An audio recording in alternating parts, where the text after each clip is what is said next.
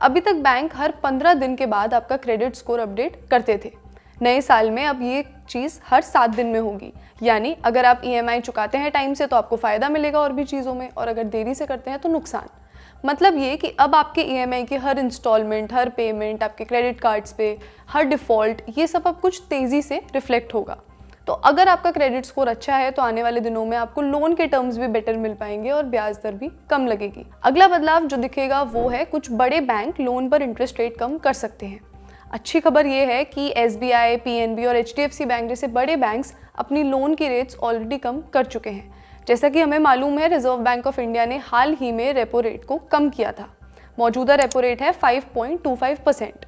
पूरे साल repo rate की कटौती को देखते हुए इन बैंक्स ने भी लोन के इंटरेस्ट रेट को कम किया है। लेकिन इसके साथ साथ अगर आप फिक्स डिपॉजिट में इन्वेस्ट करना चाहते हैं तो भी रेट का ध्यान रखिए।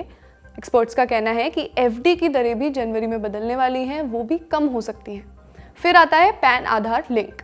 पैन और आधार को लिंक करना कई लीगल और सरकारी काम पूरे करने के लिए अब ज़रूरी हो जाएगा 2026 में। इसके बिना सरकारी सुविधाएं, लोन, सब्सिडी, इन सबको अवेल करने में दिक्कत आ सकती है। अगला है सरकारी कर्मचारियों की अब सैलरी बढ़ेगी। 7th पे कमीशन की समय सीमा 31 दिसंबर को खत्म हो रही है और 8वां पे कमीशन 1 जनवरी से लागू होगा। यानी सरकारी एम्प्लॉयज़ की सैलरी में बदलाव आएगा। जानकारों का मानना है कि बेसिक पे 50,000 रुपये तक बढ़ सकती है, लेकिन वो ग्रेड और सेक्शन पर भी डिपेंड करेगा। उसके अलावा अलाउंसेस भी 25 से 50% तक बढ़ सकते हैं।